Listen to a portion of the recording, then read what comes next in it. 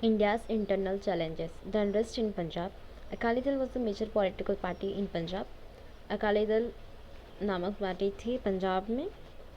1973 में अकाली दल ने resolution pass किया आनंदपुर साहिब नाम का, और उसकी डिमांड्स है कि चंडीगढ़ जो है वो पार्ट होना चाहिए पंजाब का।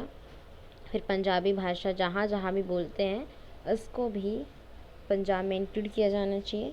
फिर उसके बाद थर्ड ये था कि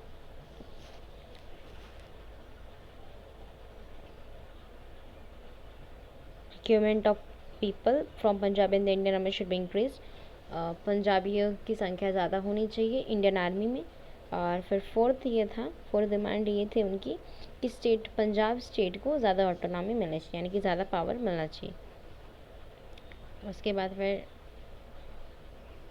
उन्होंने फिर बाद में 1977 में अकाली दल नामक जो पार्टी थी वो सत्ता में आई और उसने अपने ओल्ड डिमांड्स को रखे सामने। 1980 In 1980, the movement for independent Khalistan took root in Punjab. 1980 में इंडिपेंडेंट खालिस्तान का मूवमेंट स्टार्ट हुआ। उसके लीडर थे संत हरचरण सिंह लोंगोवाल, इसके लीडर थे।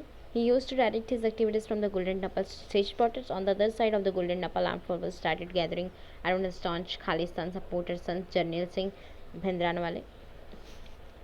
और अदर साइड दूसरी साइड ही, और पहले तो संत हरचरण सिंह थे इसके लीडर। वो एडवाइस मतलब उनके जो भी टेररिस्ट थे जो भी, तो उनको वो निर्देश देते थे। और फिर उसके बाद दूसरी साइड जो खालिस्तान सपोर्टर संत जर्नैल सिंह भिंद्रानवाले थे वो भी गैदर करते थे टेररिस्ट को।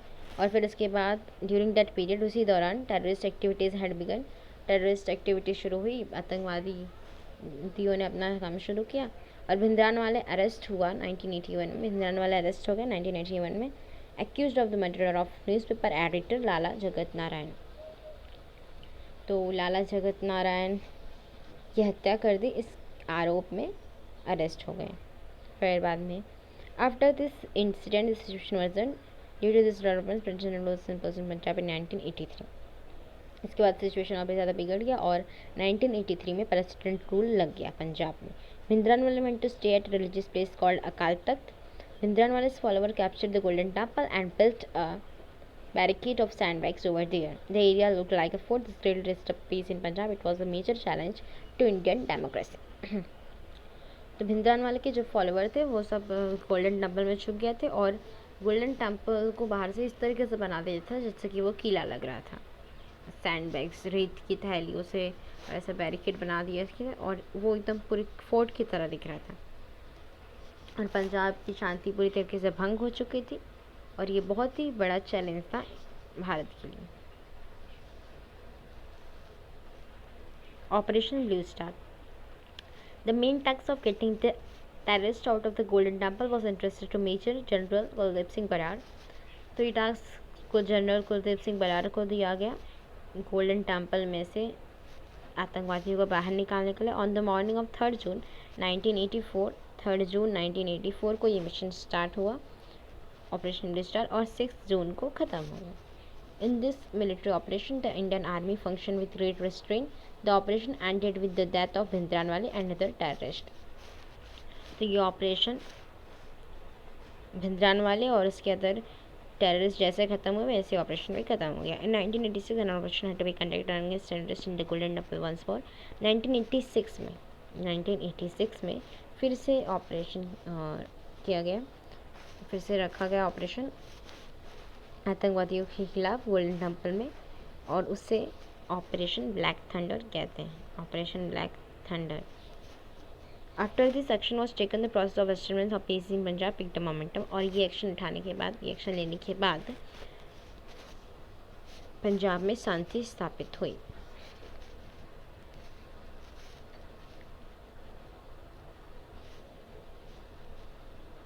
डू यू नो, क्या आप जानते हो? A military expedition taken up with a particular object is called an operation.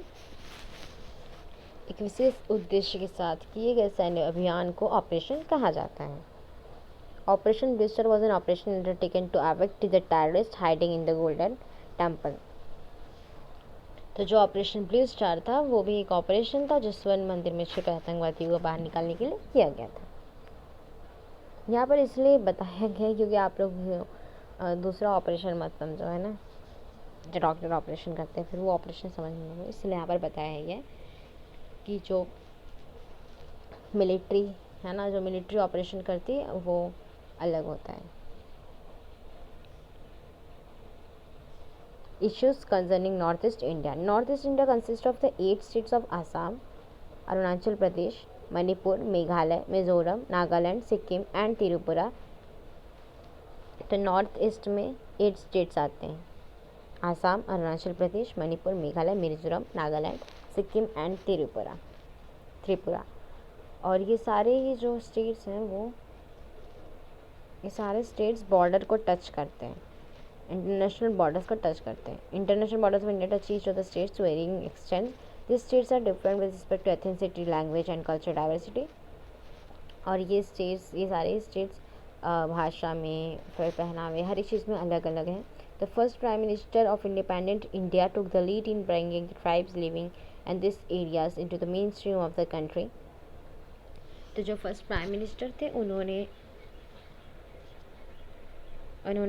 इस जनजातियों को आगे ले आने का बेड़ा उठाया।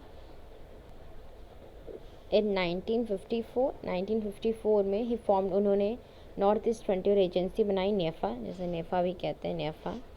Area comprising of the territories of the Sino Indian border and the tribal areas towards north of Assam. Nehru took the position of bringing about the development of hundreds of tribes in these parts while preserving their culture। और उन्होंने 100 जनजातियों को आगे ले जाने 100 जातियों का विकास करने का काम किया।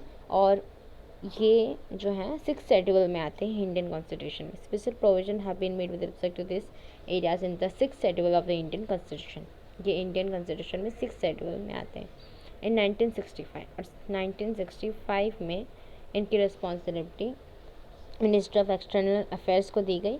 फिर उसके बाद 1971 में the north eastern council act of 1971 was supposed to advise the central government regarding aspects of common interest in economic and social affairs, interstate transport, electricity, flood control, etc. फिर 1971 में सेंट्रल गवर्नमेंट को ये सारी बातें बताई गई हैं ना, इकोनॉमिक, आर्थिक, और फिर बिजली को लेकर, ट्रांसपोर्ट को, वाहन को लेकर, फ्लड कंट्रोल को लेकर आदि ये सारी समस्याएं सेंट्रल गवर्नमेंट को बताई गई। Now Mizoram. So the tribes in north east India have an ancient history. न तो नॉर्थ ईस्ट के जो ट्राइब है उनकी प्राचीन इतिहास है।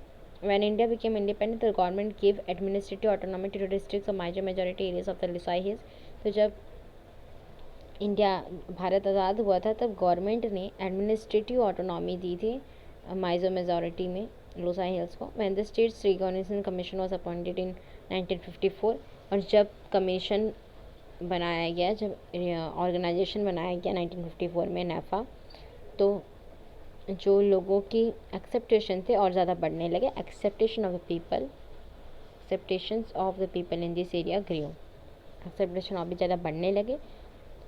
MyJio leaders started demanding in autonomous Mizo province in 1959। तो माइजो लीडर जो थे वो उन्होंने स्टार्ट किया डिमांड करना। और फिर 1959 में 1959 में सूखा पड़ गया। In 1959 the director of Mizoram experience severe drought during this famine. Mizo leader Lal Denga serve the common पलाडॉल।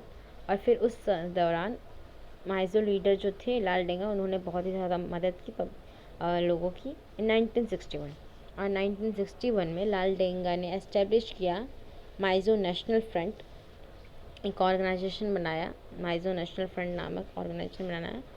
और फिर इंडिपेंडेंट नेशन की मांग की और उसमें Manipur and Mizo majority area for the Lushai Hills, ये सबको भी शामिल कर लिया। और इन मार्च 1966 में अनाउंस कर दिया इंडिपेंडेंट मिज़ोरम कि हम इंडिपेंडेंट हो रहे हैं, ऐसा अनाउंस कर दिया, मतलब हम अलग हो रहे हैं, ऐसा कह दिया कि हम अलग हो रहे हैं जल्द ही।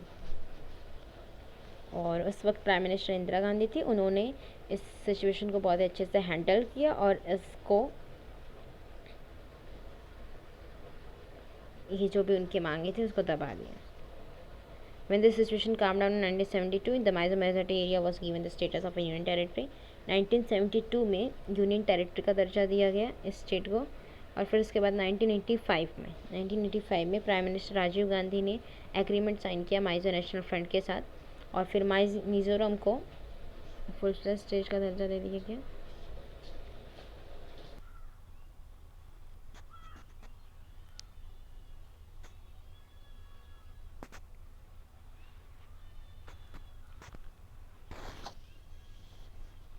और फिर उसे फुल फ्लैश स्टेट का दर्जा दे दिया गया और नाल देंगा वहाँ के चीफ मिनिस्टर बन गए।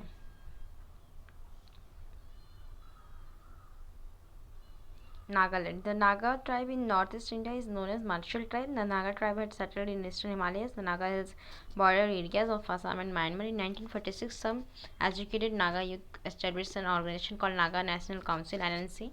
Later, they made a demand for an independent state of Nagaland. They